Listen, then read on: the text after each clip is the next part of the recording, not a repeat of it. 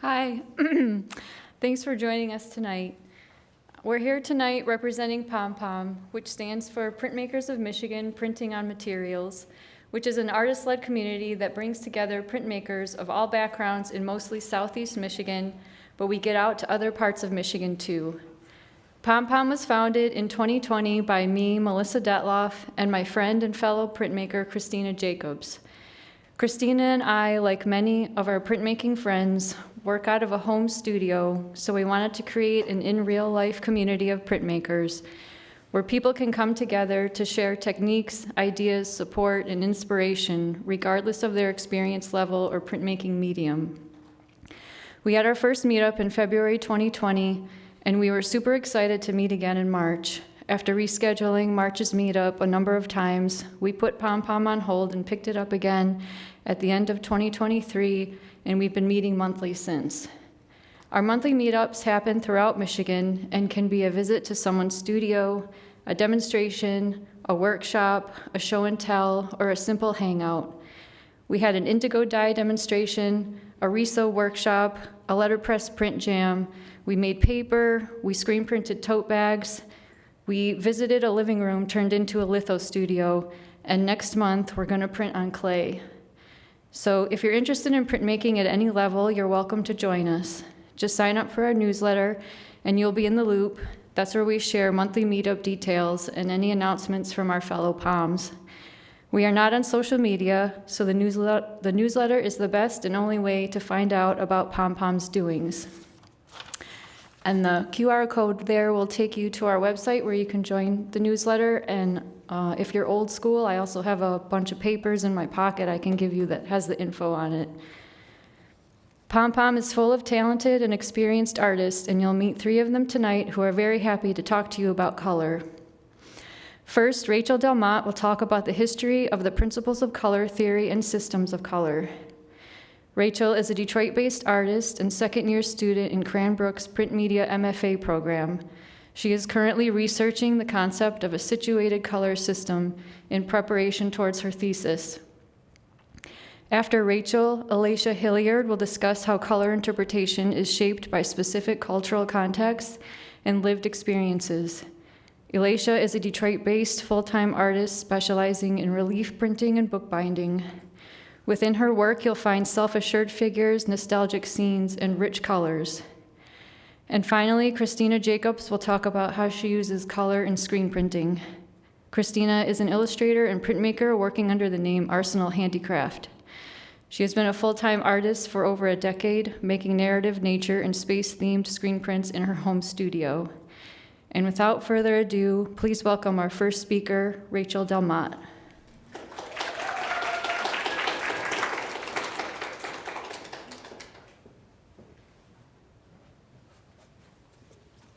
Thanks, Melissa, and thank you all for coming out tonight. This is so exciting. I love that so many people are interested in color. My name's Rachel Delmotte. As Melissa said, I'm a Detroit-based artist. I'm in the home stretch of the MFA program here at Cranbrook. I'm just chooching along. We're all chooching through something. If anyone's curious about the program, feel free to come up and find me after the talk. I'm happy to share my experience. And yeah, really excited to talk about color tonight. My work lives at the intersection of printmaking, design, and mixed media collage. And recently, I've been especially focused on color. Lately, I've been thinking about color as a container for memory and as a visual language to represent transformation of self. This curiosity led me into researching color theory, where I became super jazzed about how differently color has been understood, organized, and controlled throughout time. Today, I want to share a brief history of how color has been treated, a few key principles that have shaped modern color theory, and the color systems we still rely on today, as well as their limitations. I want to start by noting that color theory is not universal. It's a record of how different cultures have tried to make color usable based on their values and needs.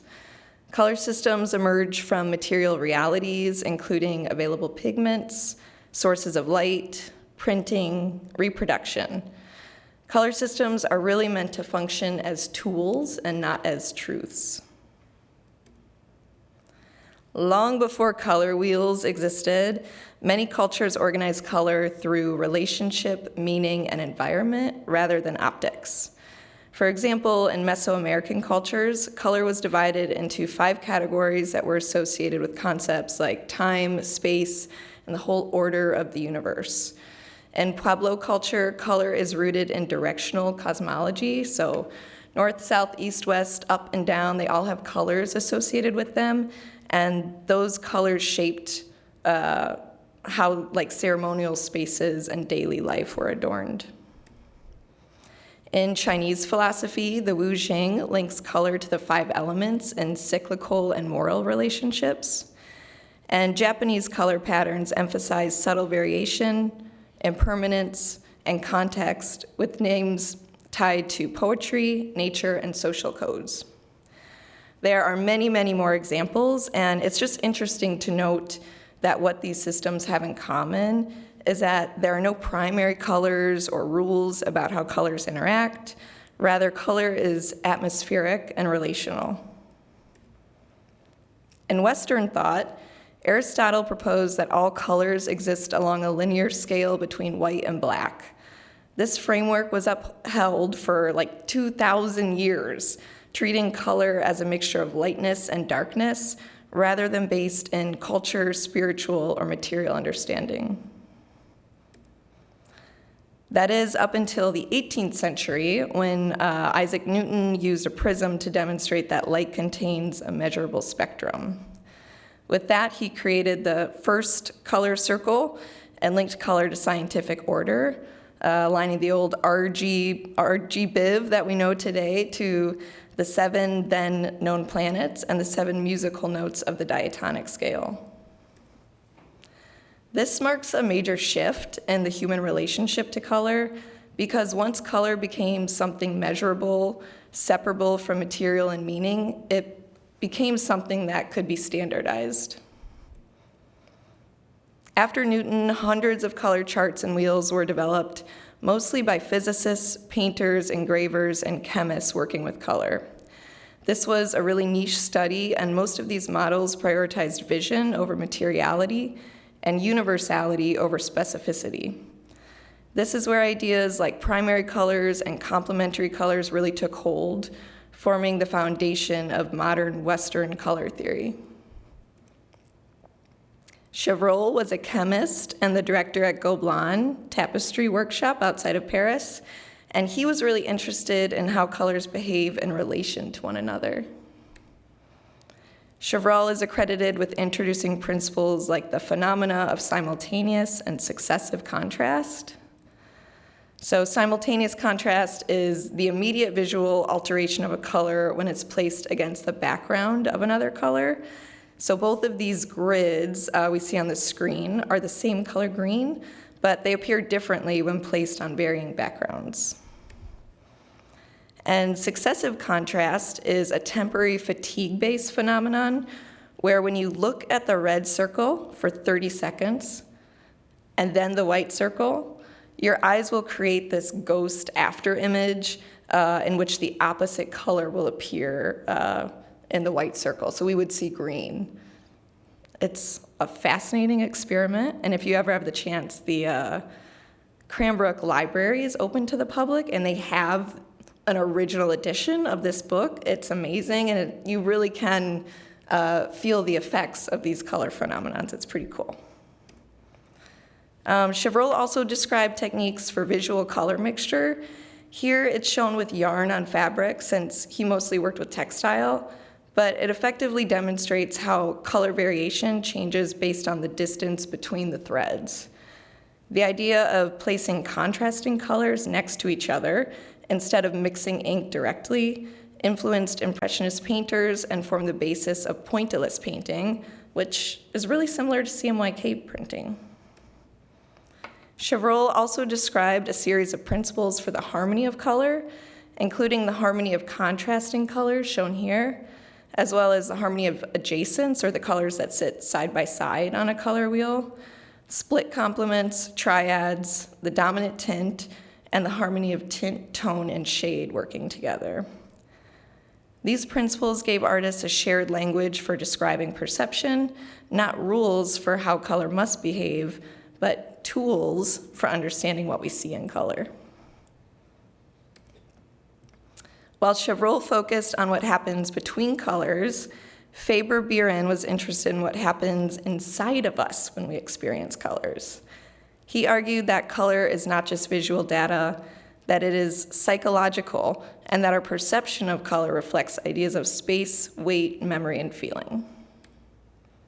For example, he emphasized that colors have dimension, that warm colors tend to advance and cool colors recede, and that's because the human eye becomes farsighted when it sees red, so red things will appear close, and the eye becomes nearsighted when it sees blue, so it will appear more distant.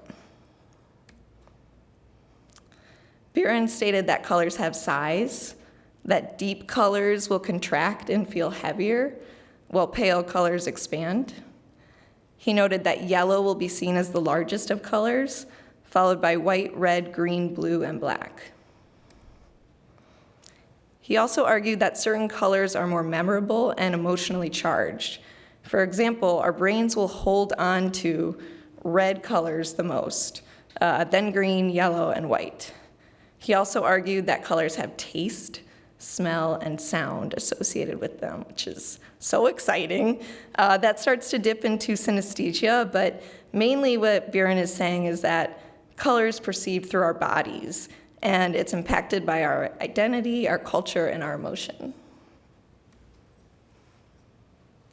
So through color theory, we know that color is in constant flux, and so it's deeply rooted in our subjective lived experience. And yet, most Western color systems were designed as a way to take color away from lived experience and make color fixed, universal, and reproducible. Two of the most prominent examples of Western color systems are Munsell and Pantone. The Munsell system, developed in the early 20th century by Albert Munsell, became one of the first widely adopted attempts to standardize color. Munsell was a painter and an art teacher, and he was really frustrated by vague and subjective color naming. And so he proposed a system that assigned precise notation to color based on hue, value, and chroma. His aim was to make color measurable, consistent, and controllable. And Munsell's system was widely adopted by artists, schools, businesses, and even US government agencies, and it's still widely used today. The Pantone matching system was developed in 1963 to standardize color reproduction across printing and manufacturing industries. And today, it's the most widely used color system in the world for commercial production. Because of that, Pantone holds significant institutional and cultural influence. This is a hot topic right here. And I think it's important to be aware of how these systems shape what is produced, circulated, and valued. The subtext on this Forbes article reads, "Pantone's first off-white color choice marks the lightest shade the color authority has ever chosen. The neutral offers a fresh page and a chance to disconnect, enhancing focus and clarity." Do with that what you will, but I think it's a pretty loaded strategy to encourage the privilege of disconnection during a time like this. I'm not arguing that these color systems are good or bad, but I don't think that they are neutral, which is how they tend to present themselves. In many instances, you can imagine why it's useful to have color consistency. For example, if all of our stop signs were different shades of red, that might be confusing. Or if all of the Heinz ketchup bottles on the shelves were different colors, might initially cause some concern. But I think I've been so culturally trained to view consistency as a form of stability and reliability, when in fact, color, much like the human experience, is not something that's fixed. So on a deeper level, I think about this need to control color can be read as a subordination of color, especially in our color-averse Western society. Understanding where color systems come from can help us see their limits. In my own practice, I'm interested in color systems that are non-universalizing, experiential, relational, and accountable to a life. I'm curious how we, as printmakers and artists and humans constantly relating to our environment, might reclaim color as a form of knowledge, one that is embodied, emotional, and honest about where it comes from. I don't have all the answers to this exploration, but I'm so excited to talk with anyone who is also excited about color, and I'm especially excited to hear the perspectives of our next speakers. And with that, I will pass it over to Alicia.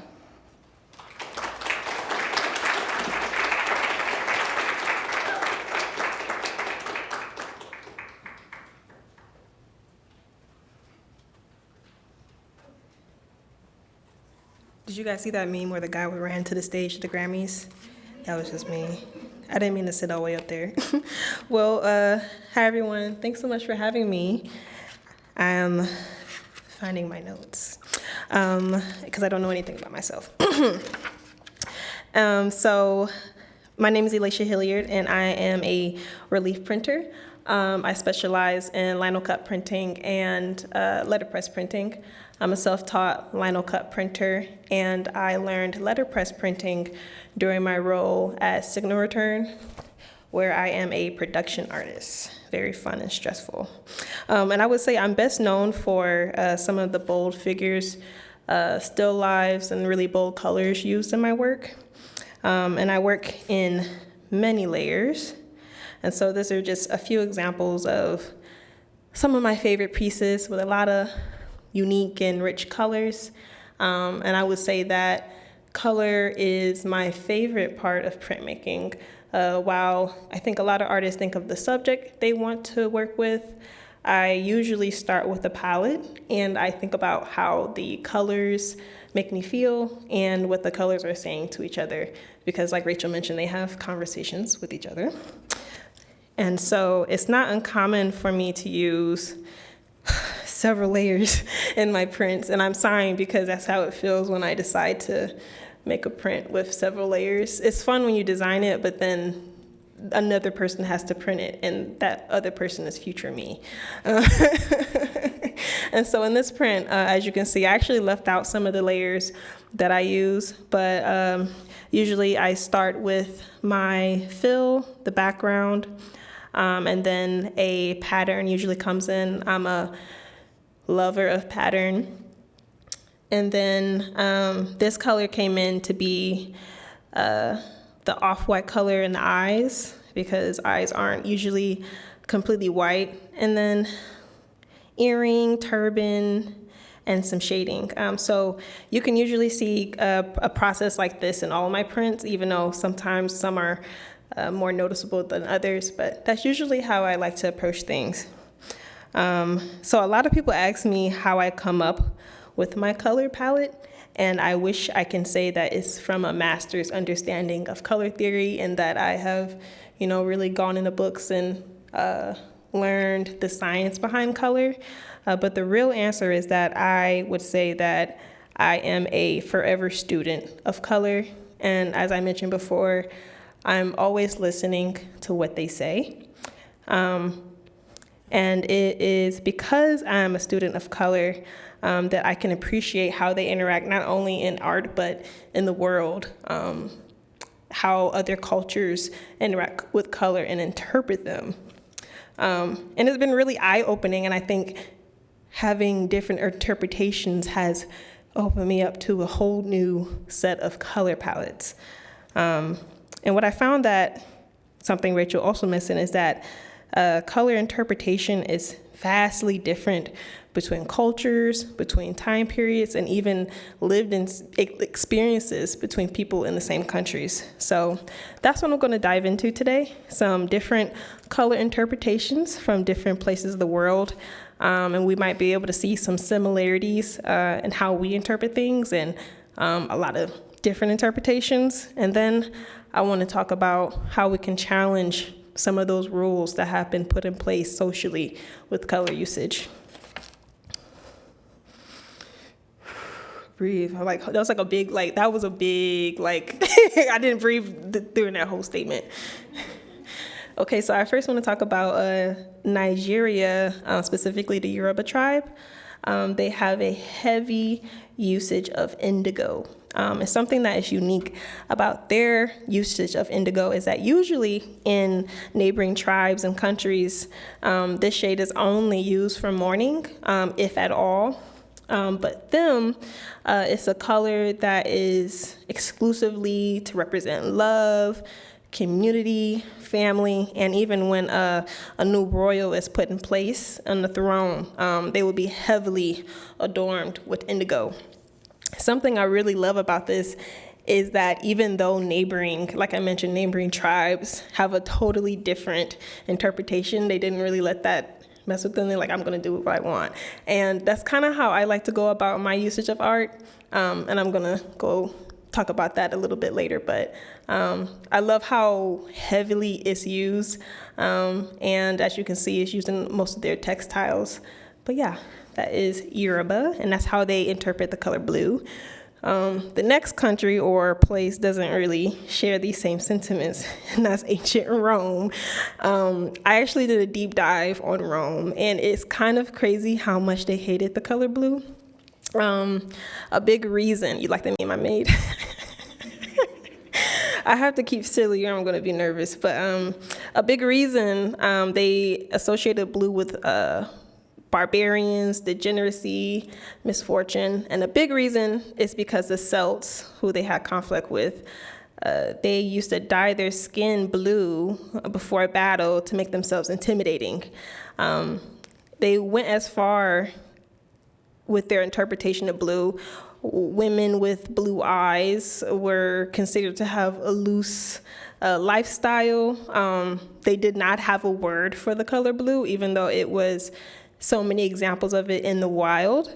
And when describing the rainbow, they left out blue. So they were not rocking with blue. And it's even in descriptions in the Bible, I think it's used only twice for Roman Christians. Okay, let's go to a different color, pink. Mexico, I don't know if anyone's ever been there, but they have a specific shade of pink called Rosa Mexicano. And it's probably closer to this shade or the shade of the car, but it represents national pride and passion, shamelessness, and you would see it used heavily in architecture and food and branding. And something that I really appreciated is that pink does not have a gender connotation that much in Mexico versus other countries. So you'll see it widely used, you'll see it in indigenous clothing and art, and it's really meant to be a color for everyone. I'm sure they have a color associated with gender, but pink is not one of them. And while we talk about gender connotations in color, we could talk about pink and blue. I'm sure we've all seen all those crazy, well, not say crazy because I don't want to judge anyone, but those gender reveals online, and it's a big plane or a cloud, and if it's blue, it's a girl, boy, and if it's pink, it's a girl. But actually in the 18th and 19th century in the US, those were switched. And I thought it was really interesting to hear some of the words used to describe these rules. So I'm going to read an excerpt from the New York Times from 1918. And it says, "The generally accepted rule is pink for the boys and blue for the girls. The reason is that pink, being a more decided and stronger color, is more suitable for the boy, while blue, which is more delicate and dainty, is prettier for the girl." Now, one thing I found interesting is pink being described as a more decided color, because I completely agree it's a color that stands out immediately, and blue being something that sits in the background. So it's funny how even in the same country, we had such different interpretations of the color. But what I found interesting, the words used was the generally accepted rule. And that, I think, was my biggest problem with color interpretations, primarily in the West, is that we have so many of these boundaries that were created with color usage. And a lot of them, I notice, is based on branding. So I wanted to step into my personal experiences living in the States and living in a color-starved country, but also a country that is ruled by our branding.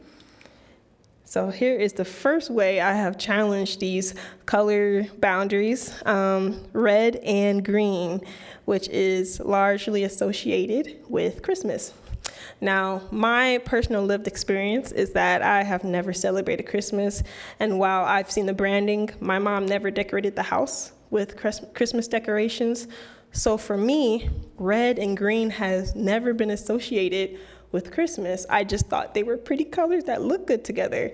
And so while I notice some artists would avoid using colors that are associated with Christmas, I decided to do what I want. So that's what I did. I think red and green is my favorite color combination in art. And I think they just complement themselves so much better. And if you associate it with Christmas, that's fine, because when people usually think of Christmas, they think of joy. And if you see my art and you think joy, then I think that's cool, you know. And then Christmas thinks you think of buying, so then buy my print. Okay, and speaking of branding, because as we know, Christmas is heavily branded in the States, there's other ways we have associated colors in regards to branding, and here's a way I've challenged that as well. Red and yellow. So commonly associated with McDonald's or ketchup and mustard. It's another one of those things where I think artists are put in a hard spot to not associate themselves with the brand, either legal way, or when you make a beautiful piece, you don't want someone going up to it and saying, oh, that looks like McDonald's, or that looks like ketchup and mustard. But personally, I think red and yellow is the most beautiful color combination. I think they work so well together. And so whoever decided to make those condiments that color, I think they were pretty smart, because I mean, it's great branding. But again, it's one of those situations with, I just do what I want. I think they look really great together. And I think I would be personally limiting myself if I stopped making the art that I wanted to because it was associated with something else, especially a brand. And so the last way I feel like I have challenged these color associations, I think a big signature of mine are depicting these really bold figures, usually feminine figures in pitch black skin. Now, I don't know if everyone's familiar, but I would say until the 1960s and 70s, it was very popular to create caricatures of Black Americans, and usually the main features would be pitch black skin and exaggerated red lips. This association with these colors, specifically with figures, has found its way even into the beauty and cosmetic world, where Black women, or even any woman with a deep skin color, are encouraged not to wear red lipstick because it's associated with these negative caricatures. And I like to challenge that, because personally I think a red lipstick looks good on everyone. And as you can see, I love to depict a nice chic woman, and I think some outfits are not complete without a nice red lip. And so even though I have received, comments saying that my art resembles those caricatures that I mentioned, I think it's important to challenge that, because I think it's a bad thing if you see a Black figure or a dark-skinned figure and think anything negative. You should think they look like a demon or a criminal or an ominous figure. That is something to challenge within yourself. And so this is my way of kind of protesting that. And so the main point is what I said already 3 times: do what you want. Like Rachel mentioned, we have so many, we have science for colors and there's systems put into place, but they are not the rules. You make your rules for your art. And what I found is that once I sat down And I realized I'm not using pink a lot in my art because it's viewed as feminine. I'm not using red and green a lot because I don't want people to associate it with Christmas. Or I'm not depicting dark figures because they're not viewed positively. And I'm sure everyone in the room who's an artist has a color in the back of their head that they have avoided using for some kind of social reason. So I encourage you, sit down, think of those colors, challenge them, and use them. And I think you'll feel good for it, and you'll have a new color in your palette. Oh, that's it from me, guys. I hope it was 15 minutes. But I'm gonna go introduce Christina, who will discuss discussing this talk. Thanks, guys.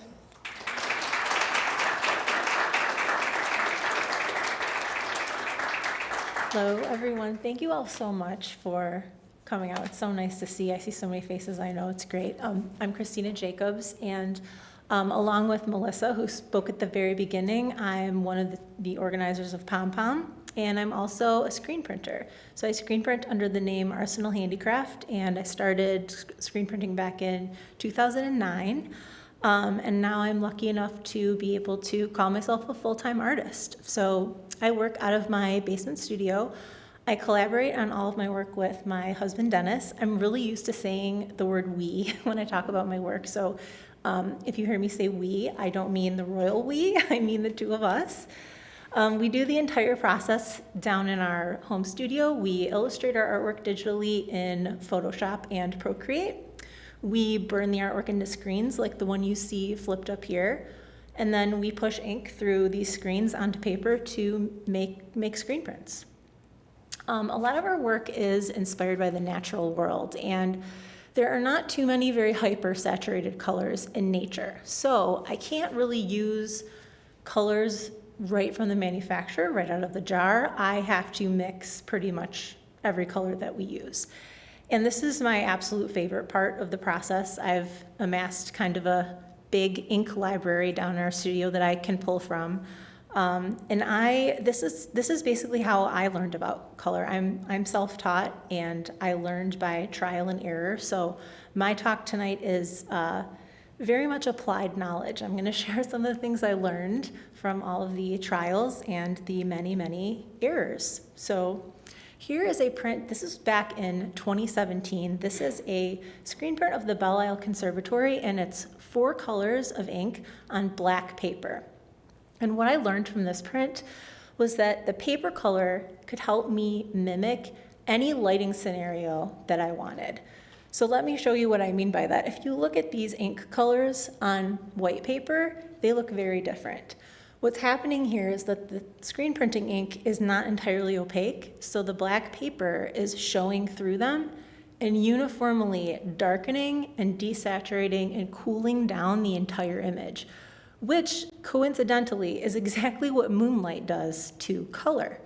So I can't say that I had too much of not too much logic behind this color palette that I chose, but it didn't matter because the dark paper was just a dummy-proof way of creating a night scene, and I knew that. So we did that a lot. We used a lot of dark paper, we did a lot of desaturated, darker scenes, and eventually this kind of became known as our style. Some people called it moody, and eventually I just kind of got sick of not being able to use the entire palette. I was always mixing these desaturated blues, and I felt limited by our style. I think this is a thing that artists go through a lot, right? You want to change. So I ended up playing around with watercolor paints just on my own. I was making these really grid-based, meditative paintings with every color I could get my hands on. I kind of mixed everything together. I made these color charts. I made so many of these. And what I learned from this process is that when you take 2 colors that are very saturated, kind of on the edge of the color wheel, but are very different from each other, they make really interesting neutrals, really interesting grays where they kind of meet in the middle.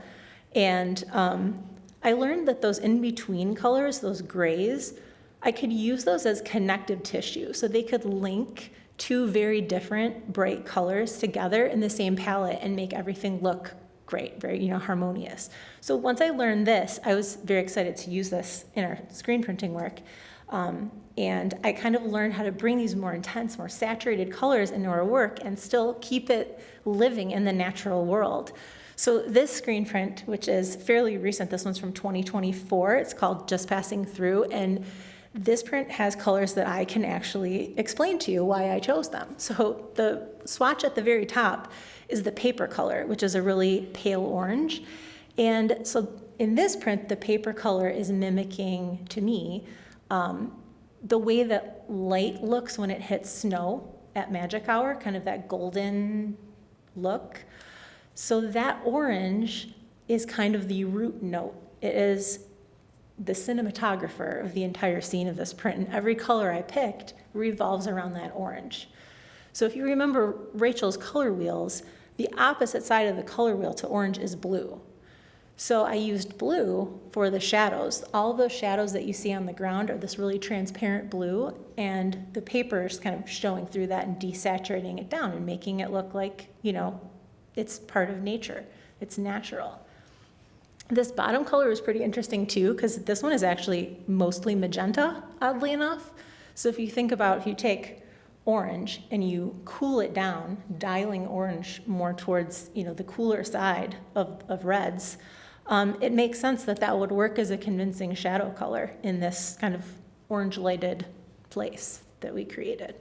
So before I go any further into some of the other techniques I like to use, which are a little bit more technical, I'm going to give everyone the fastest ever crash course in screen printing and how it works, if you're ever curious. At its very most basic level, screen printing is just layers of stencils. That's it. So I'm going to explain what I mean by layers and then what I mean by stencils. So what do I mean by layers? So by layers, I mean that every color is printed one at a time, sequentially, to eventually form a bigger image. So this is the first 3 layers of a 5-color screen print on pink paper. On the left, we have the orange layer looks like. It went down first. The second picture is what the blue layer looked like on top of that. And then the last picture is a brown layer. And you can see behind Dennis here in the third picture that the drying rack is quite full. And so we as printmakers typically don't make one of anything. We make multiples. And so every layer is printed multiple times. And the more layers you have, the more work, as Alicia said, the more work future me will have. I will have to actually print all of these layers. And so that's why typically we want as limited of a palette as possible, or at least to very carefully choose our colors and have a lot of intention behind them. So this is the print after the 4th layer, which is kind of a dark black brown color on the trees and the shadows. This one's called While Away at the Lake, by the way. It's from 2022. And then the 5th and final layer is invisible. It is a glow-in-the-dark ink. So this is what our print looks like in the dark. A lot of our prints do glow in the dark because, as I said, we love a night scene, so we have to do it somehow. I'm not going to talk too much about the glow-in-the-dark stuff tonight just because it doesn't have too much to do with color, but I said the print had 5 layers, so there's the 5th layer. So I talked about layers. Now I'm going to get into what do I mean by stencils. So by stencils, I mean hard-edged shapes. And typically when you think of a stencil, it's a pretty simple shape. You can't really have islands. That's why we have this vertical bar going down in the middle of the O to hold that middle island in shape or in place. But in screen printing, it's different. The stencil is held in place by the fine mesh of a screen. And I'll show you what that looks like. This is some flower artwork that was burned into a screen in our studio. The white part of this image is where the mesh is open, so the ink will pass through the screen. The pink part is where the mesh is blocked. So the pink part is a lot like the cardboard on the previous slide. And so you can see with screen printing, you can have very complicated shapes. You can have thin lines. You can have islands. There's the little middle parts and all of those flowers. The screen will very lovingly hold it all exactly where it needs to be, which is really great if you make kind of graphic, bold, line-based art. But as you saw in some of my previous prints, I like to make work that is, for example, like the light reflecting on the water or a shadow falling on the snow. And it's a little bit more, I don't know if it, like, painterly is the right word. There's a lot of soft edges that I like to use. So how do I achieve that with a medium that only lets me use hard edges? So I'm going to explain that. So here we have a hard edge shape. And if I want to show this shape in a three-dimensional form, right, I have to somehow show this turning away from the light. And in order to do that, I need soft edges, right? Another way of saying that is that I need grays. So I need the colors that are in between black and white. So one thing I could do is I could lay down different shades of gray right next to each other, gradually shifting in value. And this works. This is pretty convincing. You can see this is a three-dimensional shape now, turning away from the light. But in screen printing, we need one stencil for every color. So for every single one of those shades of gray, I would need a screen. I would need 6 screens to print this. On top of that, I would have to line every single one of those gray rectangles right next up to each other. And you can do it, and there's nothing wrong with making screen prints this way. For me, personally, it sounds like a really bad time. So luckily, there's a better way. We can use halftone dots. And these are kind of like a magic trick because they trick your eye into thinking that you have all these grays and you have a soft edge. If you look very closely at what's going on, these are hard edge shapes. So they're all these little tiny dots arranged perfectly in a grid, and they can be made into a stencil. So with one stencil, I could screen print this entire slide with one screen in black ink.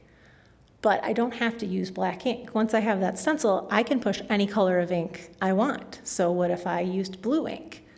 So now what's happening is the white paper underneath is optically mixing with that blue on ink, and it's creating all of these different tints, exactly as if a painter would mix white and blue paint together. You can get everything in between. What I love to do, to make it even more complicated, is I like to print on colored paper. So what if underneath we're not printing on white, we're printing on red?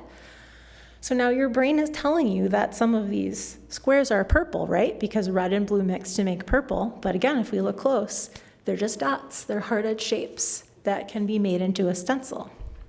So now, if I change this paper to blues opposite on the color wheel, this is where we get those really interesting neutrals, those colors that are connective tissue in between the two brighter ones. And I'm going to show you how I actually used this in a screen print that I made. This was from 2021. This one's called Shorter Days, Longer Shadows. And my whole goal with this print was just to capture what the light looks like at the end of a summer day when the sun is setting. This picture was kind of my color palette inspiration. Dennis and I went camping on Lake Superior and saw this amazing sunset. If you look at the water, the reflections are so red. And that warmth and that glowy light is what I wanted to capture in this screen print with my color choices. So how did I do that? So this next slide is Dennis's initial sketch of the scene. It's very early in the process.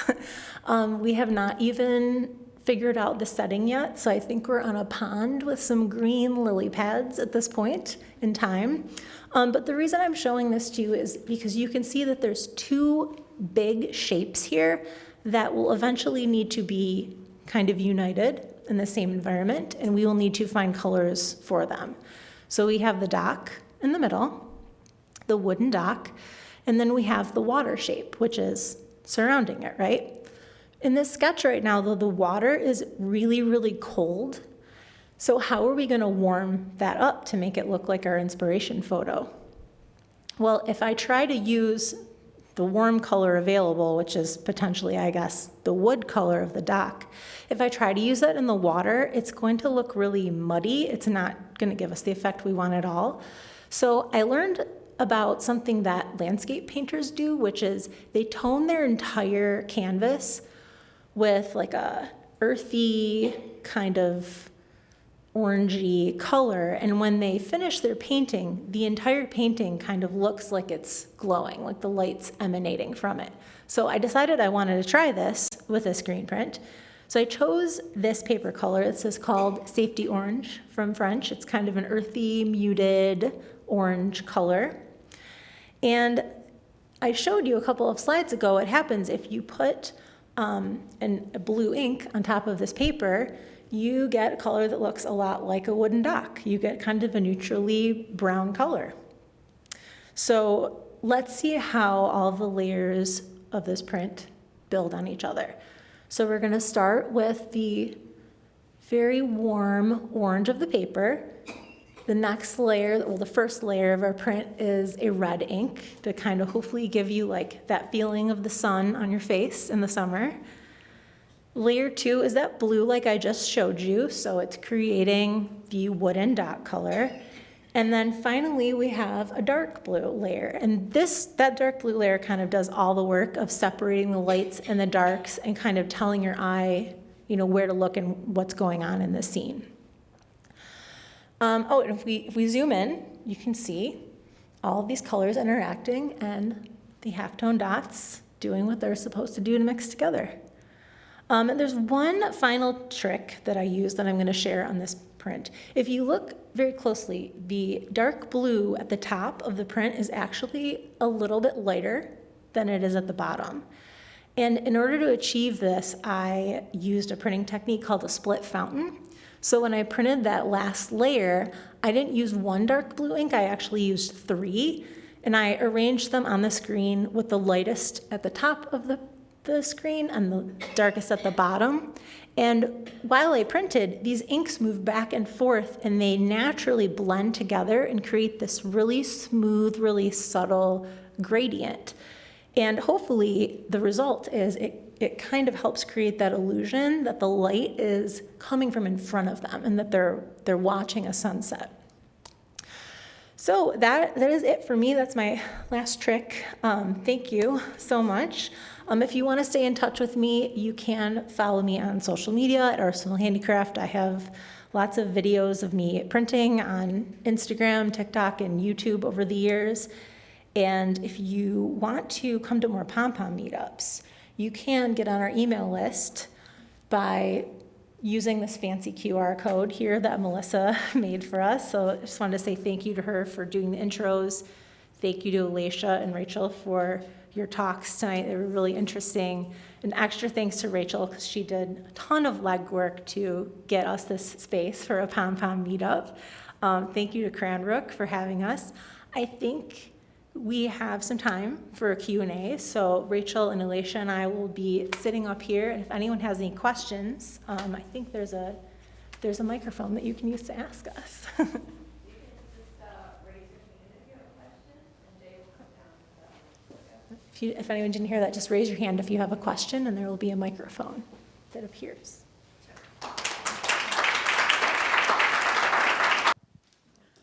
Silly question. So what's all of your favorite colors? Like, what's your favorite color? No pressure. I think these, they flip up, yeah. Can you hear me? Yeah. It's unironically black for my clothes, but for art, red. Yeah. Mine's definitely, Hello? Yeah, mine's definitely a red. I feel like you can put a pop of red and you're going to look at it. My favorite color is vermilion, which is an orangey red. Yeah. There's something in the water.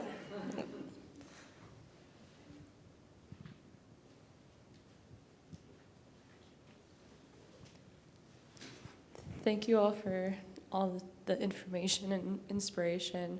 I guess my question is, with how many layers that you're choosing to do with the colors, like as a painter and a printmaker, I feel sometimes it's like overworked if you do too many colors, or if you just like spend too much time on it, as opposed to just like keeping it just like simple and straightforward with just a few colors in the final product, but then for my mind, I want to do more colors. I know it's going to be a lot more work, but I just was curious if you guys approach it with more of like the simplicity, or if how many is like the most layers that you've done on a print.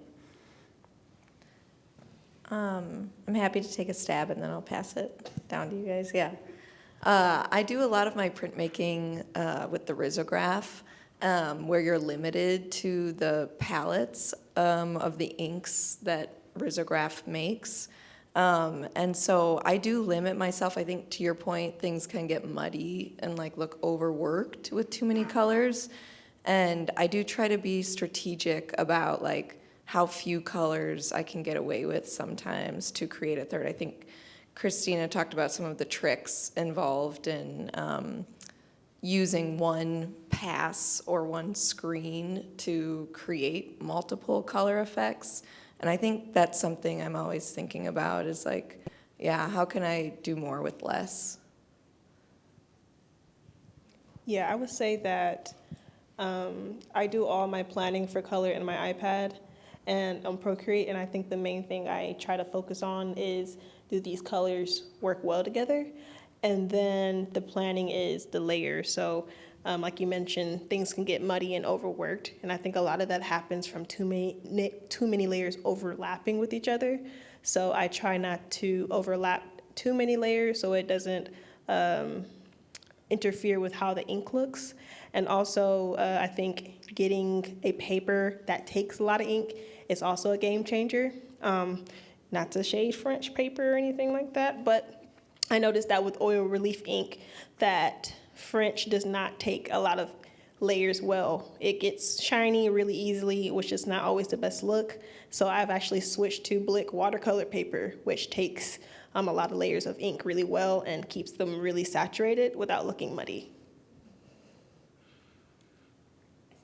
My answer would be color is secondary to value.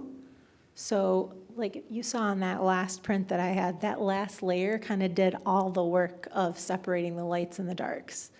So if you need to add another color to separate the lights and the dark so that your eye can kind of see what's going on, do it. But if you don't, it's probably just like the cherry on top, you know, for prettiness then. And if you want to do the work, then do it.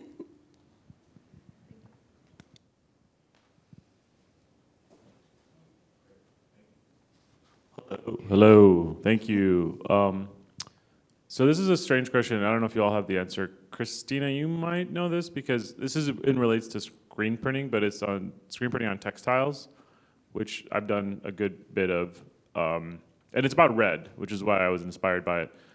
So I noticed when I first started printing on shirts that red shirts, when they heated up, would get dark. So I thought I was burning all of my shirts under the flash dryer, but they weren't. Once they cooled down, they didn't get dark in that area anymore. And on top of that, and maybe this is more something you've experienced, red ink, red screen printing ink in particular, just mixes different than other inks that I've noticed. Like if you want to make pink, usually you think white and red will make pink, but oftentimes when I've mixed white and red for screen printing, it turns like salmon colored, like a weird color like that. And again, I don't know if this is an answer any of you can have, but I thought I would ask it. Thank you. Don't have a ton of knowledge about printing on textiles, but the second part of your question about what happens when you mix, red, you expect one thing and you get another thing.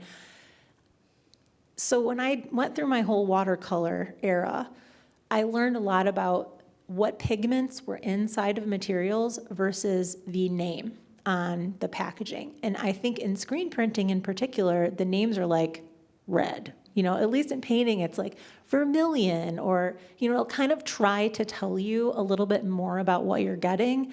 You don't get that in screen printing at all. And so you really need to know your materials. I know exactly what you're talking about because there are some red inks. It's called red, but it definitely leans orange. So I didn't learn to look for that until I learned a little bit about color theory. If you mix a red and it's not giving you what you expect, look at a color wheel, try mixing it with something that's, closer. Like if you think that red is orange, mix it with a yellow. Do you get like the brightest orange you've ever seen? Okay, yeah, then that red leans orange. So you really do have to know your materials, is how I would answer that question. Yeah, if anyone in the audience, this is a room full of printmakers, I think. So if anyone in the audience also knows answers to questions, please, we love to hear any perspectives. Yeah. I was just gonna say, Matsui has a variety of reds for textiles, so that's, if you, prefer textile printing, Matsui has a soft hand and so many different types of red and yellows and greens that have unique names. So I would definitely try them out.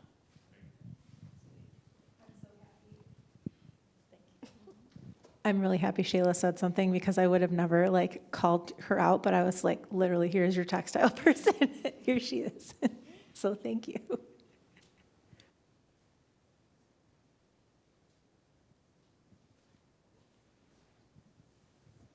Hi. Hi.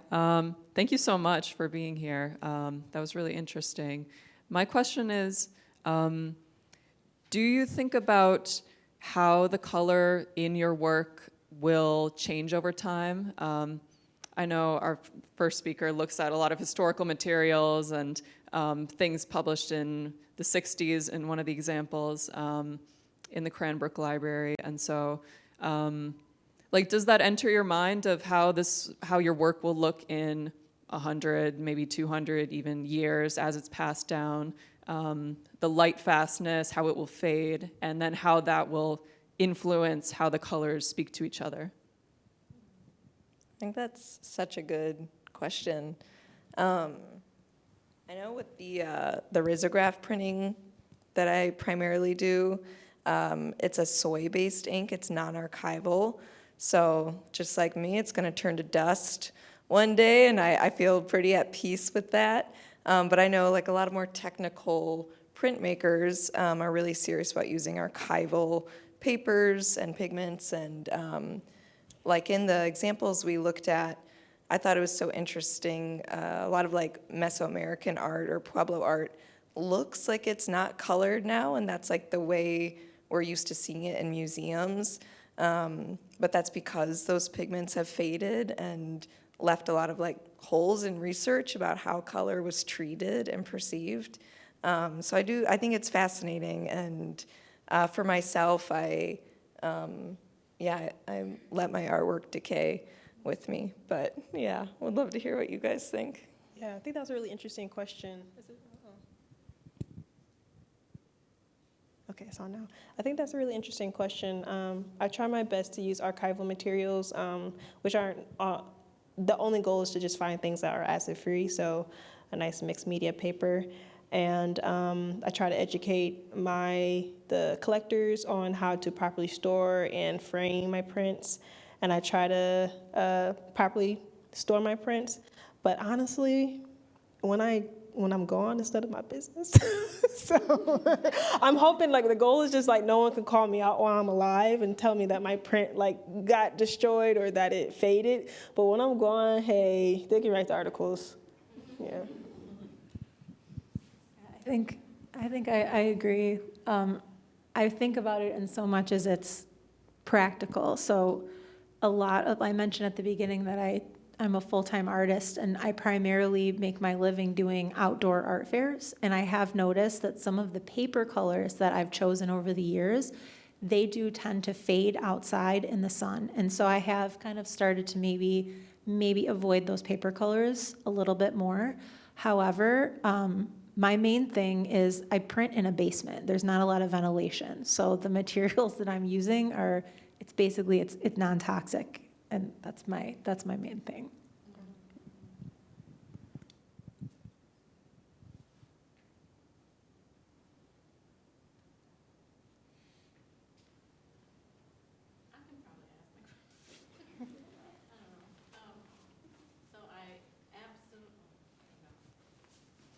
I love how you use value and gradients with the dot patterns, and wondering if you stick with a certain size each time or vary them, because I know in Photoshop there are ways to, I know this is geeking out, but halftone, do you do different halftone patterns?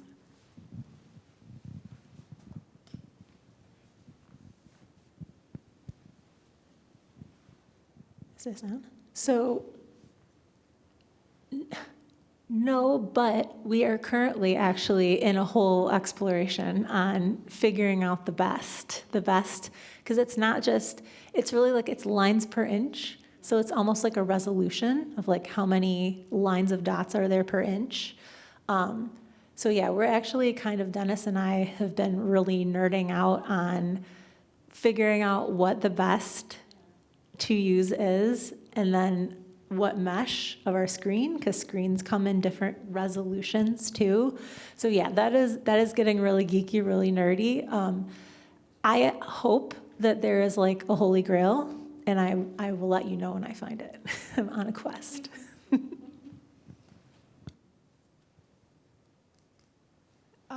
I was curious, you mentioned printing in a basement, and want to know more about like how you're using non-toxic practices in your home studio.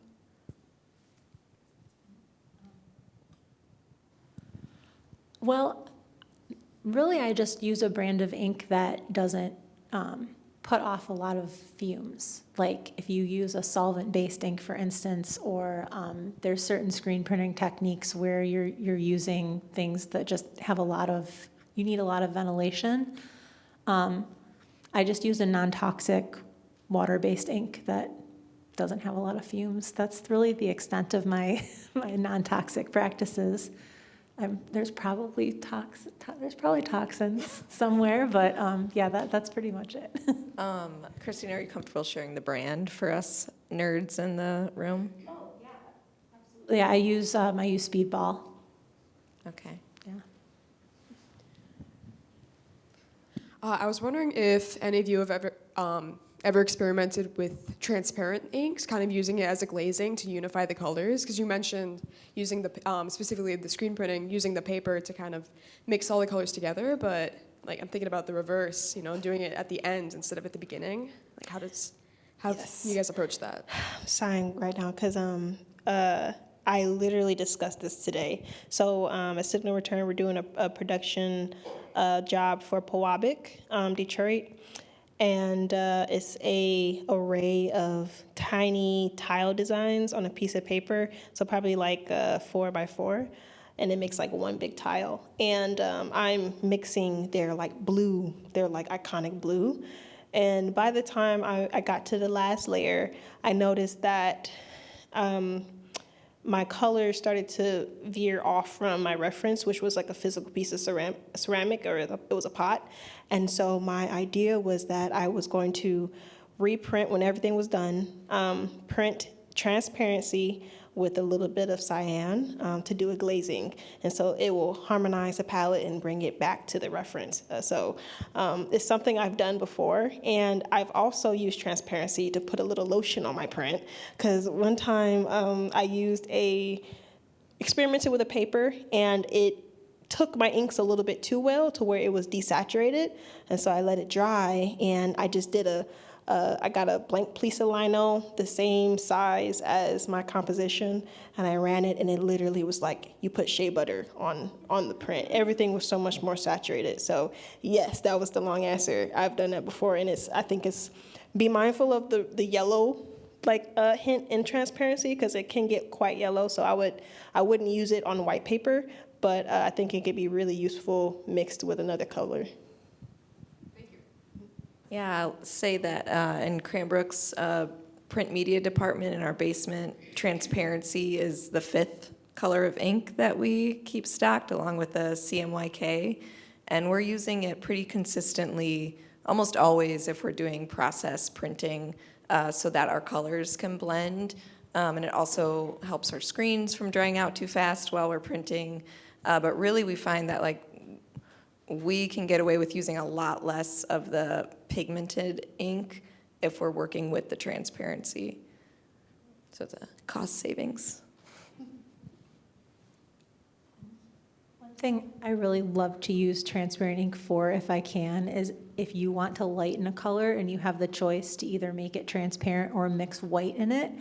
I love to use transparent if you can, because it just makes everything look so much more luminous. There's something about the ability of the light being able to pass through that ink layer that it just looks so great. White, if you're using something white-based, it can sometimes look kind of chalky sometimes. So, yeah.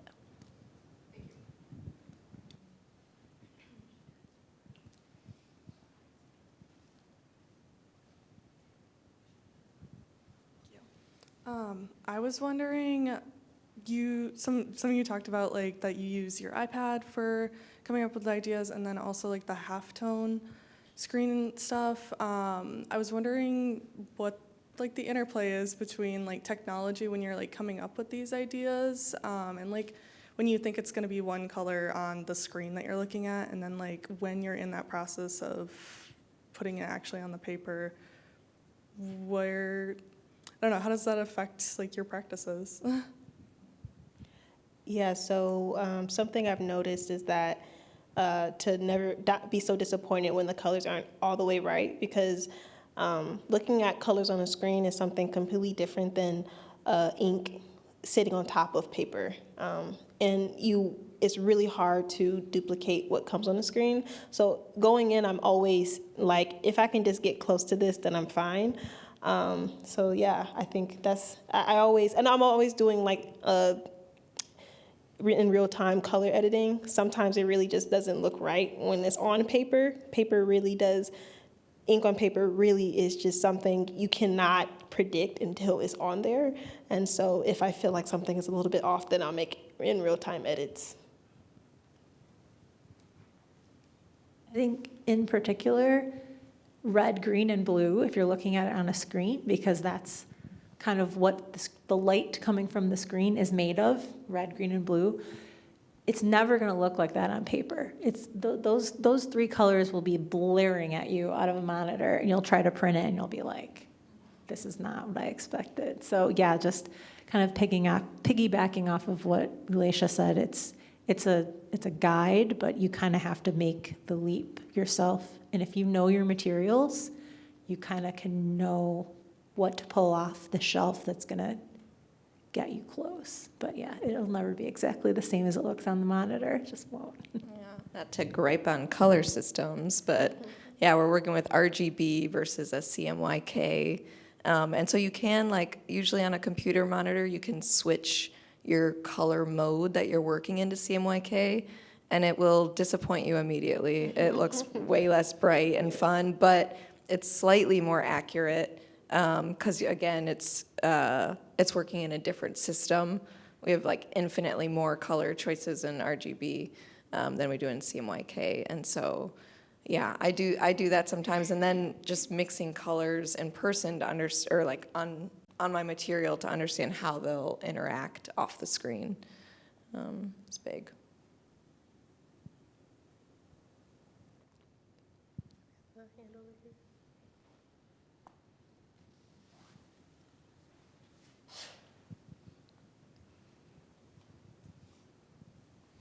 Hello. I know this is a conversation primarily about color, but I hope you'll forgive me for asking like a tangentially related question. I've been thinking about it this whole time, and then the question about like the screens, I was like, oh, it's my moment to go into it. I'm curious, you all talked about in your work, like a primary reliance upon technology for image creation. And I'm interested to hear about the unity between this like unequivocal reliance on the computer and an undeniable connection to like analog printing, and how those things intersect for you when you're like, I'm so dedicated to analog printing, it's like what I've dedicated my time, my life, my practice to, but I only really work with images that come from the computer. or are generated like in Procreate or like on an iPad. And especially like when you're making color choices, you're making them based off of a computer screen and how those things play out for you, if that makes sense. Yeah. Thank you. Sophie, I'd be disappointed if you didn't ask a tangential question. It's a really good one. I got into printmaking because my background is in graphic design, and I found out, well into my graphic design career that I didn't want to spend the rest of my life on a computer. And when I got to Cranbrook and started doing a bunch of screen printing, I was, again, relying on Photoshop to make my halftones, was printing them out, and I just this year was like, no, I'm back on a computer. Like, I don't want to be on this. And so there's a few printers in the room. Melissa and Angie do this too. We're like experimenting with screen printing without the use of a halftone image from the computer. There's ways you can draw on the screen. You can make a newsprint stencil. I've been experimenting a lot with that this year, just for that reason of like getting myself off of the computer, and it's been rewarding. Yeah. I think for me, I have always had a dislike for the drawing part of art. It's something I can do, and for me, it's purely just been the skill to get to the exciting part. And so I think that is partially why I've always been okay with using the iPad, because I'm like, this isn't exciting, this isn't feeding me. This is the tool to get to the fun part. But your question actually makes me think if I switch to trying to draw traditionally or mock up traditionally, that I might enjoy it a little bit more. So you gave me something to think about. I think my answer for me just has to do with I make art as part of a team of two. So Dennis is really he's the digital illustration guy. And for me, I really like that those tools are kind of like my crystal ball, where I sort of know what it's going to look like, or at least what I want it to look like. And I feel like they let me be so much more of a part of the process, because I can go on there and I can be like, okay, well, what if you changed it to this color? And what if we changed that? There's just like so much opportunity to iterate and to collaborate before I get down into the studio and start actually printing. So for me, those digital tools are like the key to us working together.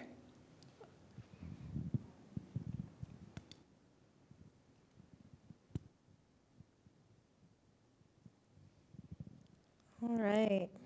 Does that sound good? Yep. Thank you guys Thank so you. much. Really appreciate you all.